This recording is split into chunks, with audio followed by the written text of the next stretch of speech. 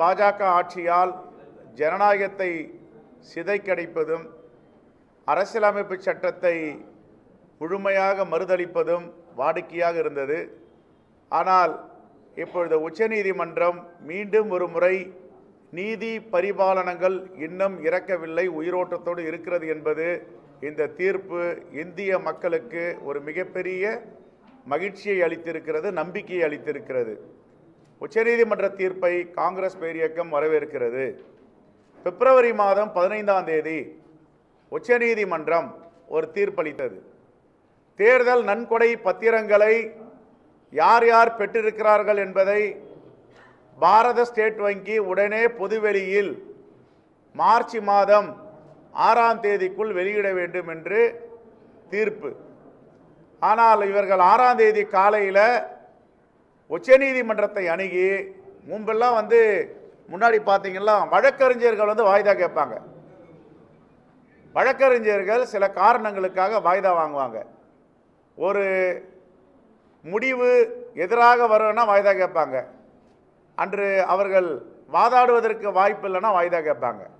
ஆனால் இந்தியாவில் முதல் முறையாக, உலகத்தில் முதல் முறையாக அரசாங்கம் வாய்தா வாங்குகிறது.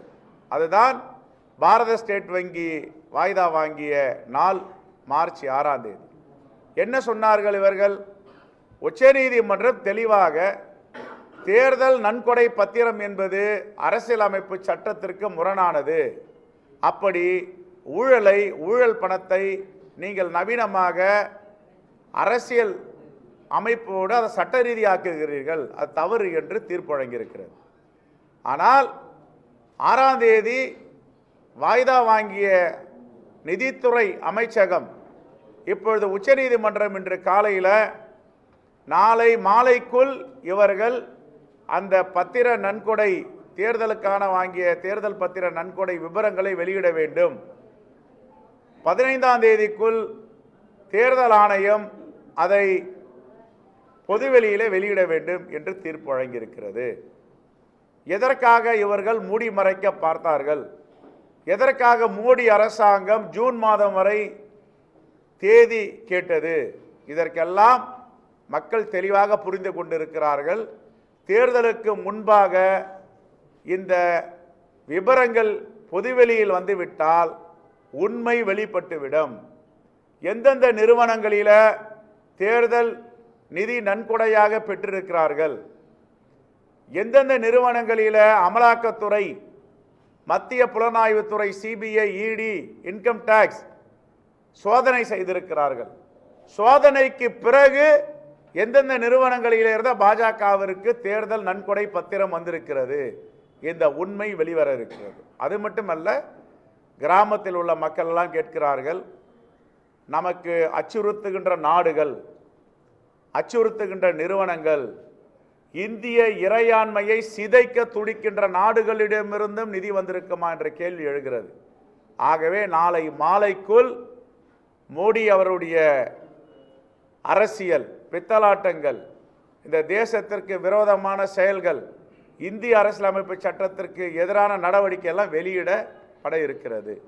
நாங்கள் கேட்கிறதெல்லாம் காங்கிரஸ் பேரியக்கத்தின் சார்பாக இதை மூடி மறைக்க முயற்சித்த நிதித்துறை அமைச்சர் நிர்மலா சீதாராமன் ராஜினாமா செய்ய வேண்டும். அந்த வங்கியின், பாரத ஸ்டேட் வங்கியின் தலைவர் ராஜினாமா செய்ய வேண்டும். முழு பொறுப்பேற்க வேண்டும்.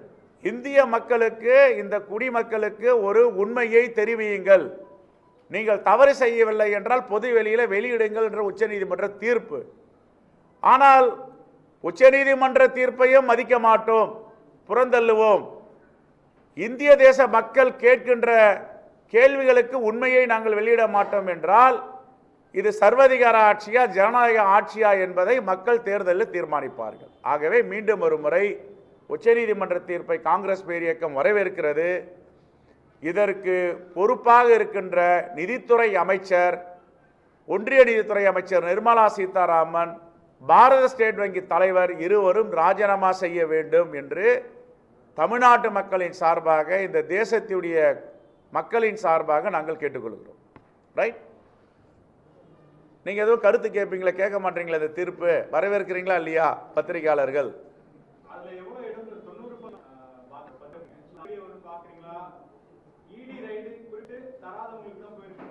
இல்லை, நாங்கள் என்ன கேட்குறோம், நான் சாதாரண ஒரு வெகுஜன மக்கள் கட்சியை மறந்துடுங்க, அரசியலை மறந்துடுங்க. இப்போ வெளியே வரப்போகுது, அசம்ஷன்லாம் கிடையாது, நாங்கள் உண்மையை சொல்கிறோம். எந்தெந்த நிறுவனங்கள்லேருந்து நிதியை பெற்று வரப்போகுது நாளையும் பத்திரிகை மத்திய வருவாய்த்துறை இன்கம் டாக்ஸ் நிறுவன பிறகு உண்மை வெளியே வரும். இந்த உண்மையை வச்சு நம்ம பட்டியலை வச்சு நாளைக்கு விவாதிப்போம். நாளைக்கு மறுநாள், நாளைக்கு மாலைக்குள்ளே வரப்போகுது. 5ஆம் தேதி தான் எலெக்ஷன். நாளைக்கு மாலைக்குள்ளே இவங்க கொடுக்கணும். 15ஆம் தேதி பொது வெளியில் நாளைக்கே வரும், அது வெளியில் வரும்.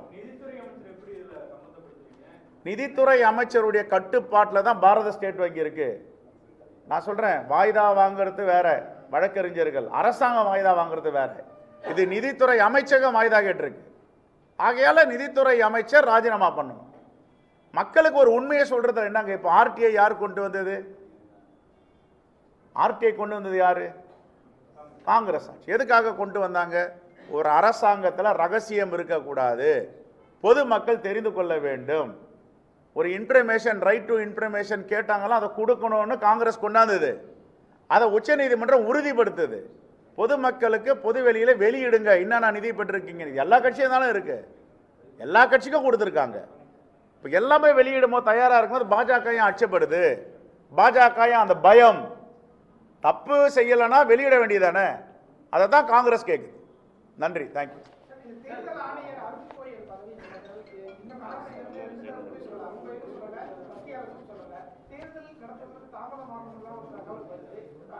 நான் ஏற்கனவே சொன்னேன், இந்தியாவுடைய ஆட்சி எதை நோக்கி சென்று கொண்டிருக்கிறது? சீனாவை நோக்கி சென்று கொண்டிருக்கிறது. ஒரு அதிபர், ஒரு நாடு, ஒரு மொழி, ஒரு தேர்தல். இன்னும் கொஞ்சம் மேலோங்கி பார்த்தா வடகொரியாவையும் தொடுறது. வடகொரியாவில் எப்படி சர்வதிகார ஆட்சி இருக்கோ அப்படி கொஞ்சம் கொஞ்சமாக நகர்ந்துட்டு இருக்கு. ஏவன்னா தேவையில்லைன்னா அவனை சோதனை பண்ண வேண்டியது, ரைடு பண்ணுவாங்க. எல்லாம் போயிட்டு ரைடு பண்ணி சின்ன அப்படின்னா மாக்கி அவங்க குடும்பத்தெல்லாம் சீரழிப்பாங்க. உடனே குற்றப்பத்திரிக்கையும் தாக்கல் செய்வாங்க, எஃப்ஐஆர் போட்டு.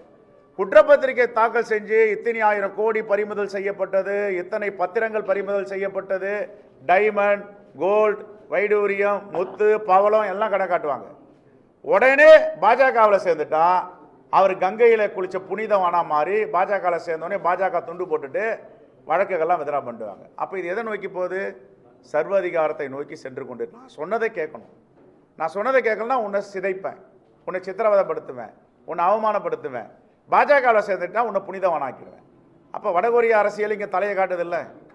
Right, thank you.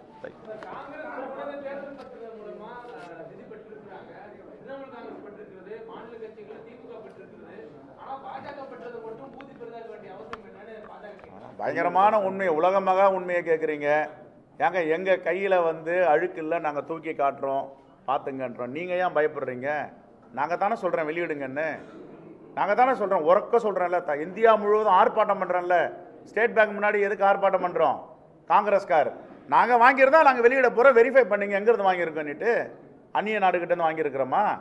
இடி, அமலாக்கத்துறை, சிபிஐ, ஐடி எல்லாம் நீங்கள் போயிட்டு ஃபஸ்ட்டு சோதனை இடுங்க, மிரட்டுங்க. அவனை மிரட்டின பேர் எனக்கு நிதி கொடுப்பான், விட்டுருங்க அப்படின்னு சொல்கிறோமா? உண்மை வெளியே வரட்டும் சார், பேசுங்க. நாங்கள் தான் சொல்கிறோம் துணிவோடு வெளியிடுங்கன்றனால. நீங்கள் ஏன் வெளியிட மாட்டேன்றீங்க? எங்களுக்கு இருக்க துணிச்சல்லையா உங்களுக்கு இல்லை? எங்ககிட்ட நேர்மை இருக்குல்ல. அது வரும்போது தெரியும் உங்களுக்கு. பட்டவர்த்தனமா வெள்ளம் வந்துட போகுது இல்லை. நாங்கள் தான் எல்லாத்தையும் ஃபேஸ் பண்ணுறோன்றாங்க. பொது வெளியில் வெளியிடுங்க, யார் குற்றவாளி என்பதை மக்கள் தீர்மானிக்கிட்டோம். நீங்க ஏன் பயப்படுறீங்க? நாங்கள் அச்சப்படலையே. நாங்களா உச்ச நீதிமன்றத்தில் போய் வழக்கு தொடர்றோம், நாங்களா உச்ச நீதிமன்றத்தில் வாய்தா கேட்குறோம், நாங்களா தேர்தலுக்கு பிறகு ஜூன் மாதம் வெளியிடுங்கன்றோம். எங்களுக்கு அந்த அச்சம் இல்லையே சார். குற்றச்சாட்டு என்பது இல்லை, குற்றச்சாட்டு என்பது ரெண்டு விஷயம் இருக்கு சார். என்னுடைய ஏஜென்சி சிபிஐ, என்னுடைய ஏஜென்சி இடி, என்னுடைய ஏஜென்சி ஐடி. நான் ரைடு பண்ணுறதுக்கு உங்கள் என்ன நிறுவனம்? நீங்கள் எந்த பேப்பர் சொல்லுங்கள்? நியூஸ் 18 நான் ரைடு பண்ண அனுப்புகிறேன். ரைடு பண்ண அனுப்பிச்ச உடனே ஒரு 10 நாள் பொறுத்து நீங்கள் எனக்கு ஒரு நிதி கொடுக்குறீங்க, உங்கள் கேஸெல்லாம் நாங்கள் வித்ரா பண்ணிக்கிறோம். இந்த உண்மை தான் வெளியே வரப்போகுது. அதுமாதிரி எத்தனை நிறுவனங்களுக்கு ரைடு பண்ணியிருக்காங்க, எத்தனை நிறுவனங்கள் நிதி கொடுத்துருக்குறாங்க, நிதி கொடுத்த பேர் ஏன் அவங்க மேலே நடவடிக்கை எடுக்கல? மக்களுக்கு தெரியும் இல்லை? அது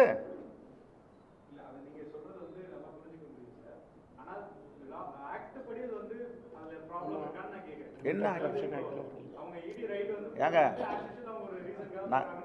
பிரிவென்ட் ஆஃப் ஆன்டி கரப்ஷன் சிபிஐயில் வச்சுருக்கோம் ஒரு டிபார்ட்மெண்ட். எதுக்கு வச்சுருக்கோம் சொல்லுங்கள். எனக்கு வேண்டிய மாணவர்களுக்கு சாதகமாக கொடுத்தீங்கன்னா அந்த பிரிவென்ட் ஆஃப் ஆன்டி கரப்ஷன் வேலை செய்யாது, பிசி ஆக்ட் வேலை செய்யாது. இப்போ இதை பிசி ஆக்டில் தான் புக் பண்ணணும். அதை ஒரு கம்பெனியில் போகிறீங்க, சிபிஐ சோதனை இடுறீங்க, அமலாக்கத்துறை சோதனை இடுறீங்க, ஐடி சோதனை இடுறீங்க. எனக்கு மாமூல் பணம் கொடுத்த உடனே தேர்தல் பத்திரம் நன்கொடையாக மாமூல் வரும். மாமூலை வாங்கிட்டு அவனுக்கு பெருந்தலைவர் காமராஜர் அவர்கள் அகில இந்திய காங்கிரஸ் கமிட்டியாக இருக்கும்பொழுது இதே போன்று கொஞ்சம் பேர்லாம் விலகினாங்க. விலகிட்டு சீர்திருத்த கட்சின்னு வச்சாங்க. பெருந்தலைவர் காமராஜர்கிட்ட கேட்டாங்களாம், சொன்னாராம் பேர் என்னான்னு கேட்டாராம், சீர்திருத்தம்னாராம். எங்கள் கட்சி இப்போ தான் சீர்திருத்தம் ஆகிட்டு இருக்கு, நல்லதுன்னாராம். கழிவுகள் அகழ்வது தான் நல்லது. ஒரு மனிதன் சாப்பிட்றான்னா அது ஃபுல்லாமல் உடம்புக்குள்ளே இருக்காது, சில கழிவுகள் வெளியேறும்.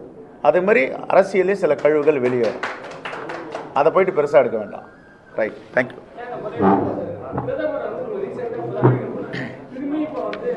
ஏங்க நான் 400 தொகுதிகளை வெற்றி பெற போற பிரதமர் படுத்துட்டே வெற்றி பெறணும்ல, ஏன் ஊரா போறாரு? தமிழ்நாட்டுக்கு ஏன் படையெடுக்கிறாரு? 400 தொகுதிகள் வெற்றி பெறுவன்றாங்கல்ல, 400 தொகுதி வெற்றி பெறுவர் போயிட்டு எதுக்கு பெணாத்துறாரு, புலம்புறாரு?